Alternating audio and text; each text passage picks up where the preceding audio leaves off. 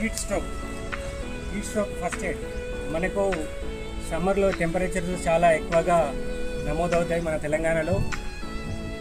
Almost 47-48 degrees మనకు ఉంటుంది. ఆ టైంలో మన సబ్స్టేషన్ స్విచ్ యార్డ్లో మెటలింగ్ ప్లస్ ఐరన్ స్ట్రక్చర్స్ వల్ల ఇంకా టెంపరేచర్ చాలా 50+కి వెళ్ళిపోతుంది. ఆ టైంలో ఇక్కడ పనిచేసే మన ఉద్యోగులు హీట్ స్ట్రోక్ గురయ్యే అవకాశాలు చాలా ఎక్కువగా ఉంటాయి. హీట్ స్ట్రోక్ గురైనప్పుడు మనకు కొన్ని లక్షణాలు తెలుస్తాయి. ఒకటి అలసట, ఇంకోటి బాడీ హీట్ అయ్యి ప్లస్ డ్రై స్కిన్ అవుతుంది. దాంతోపాటు హై టెంపరేచర్ ఉంటుంది, 104 or 40 డిగ్రీ సెంటీగ్రేడ్ ఉంటుంది టెంపరేచర్.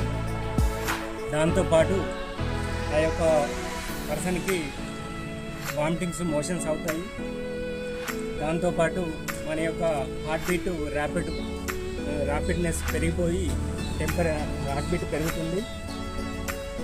దాంతోపాటు అన్కాన్షియస్ అయ్యే అవకాశాలు ఎక్కువగా ఉంటాయి. అలాంటి టైంలో మనం ఫస్ట్ ఎయిడ్ చేయాలి.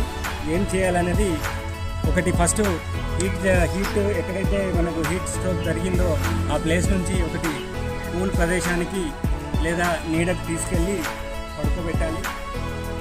ఆ పడుకోబెట్టిన తర్వాత ఎమర్జెన్సీ హెల్ప్ లైన్ నెంబర్కి 911 కాల్ చేసి మెడికల్ హెల్ప్ గురించి ఇన్ఫామ్ చేసి మనం అంబులెన్స్ తెప్పించే ప్రయత్నం చేయాలి ఫస్ట్.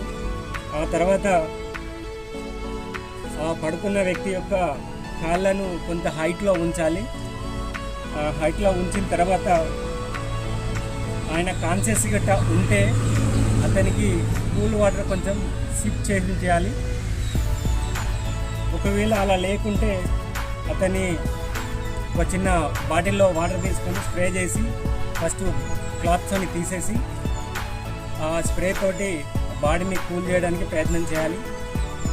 బాడీని స్ప్రే చేస్తూ ఆ తర్వాత అతని యొక్క బాడీ పైన మెడ భాగంలో, నెక్స్ట్ చేతులు ప్లస్ కాళ్ళ ప్లేస్లో ఈ తడిపిన నాప్కిన్స్ ఏవైతే ఉంటాయో అవి విడిచి బాడీని చల్లార్చడానికి ప్రయత్నం చేయాలి. దానితో పాటు ఒక ఫ్యాన్ అరేంజ్ చేసి, టేబుల్ ఫ్యాన్ లాంటిది పెట్టి బాడీని వీలైనంత తొందరగా కూల్ చేసి ఆ లోపు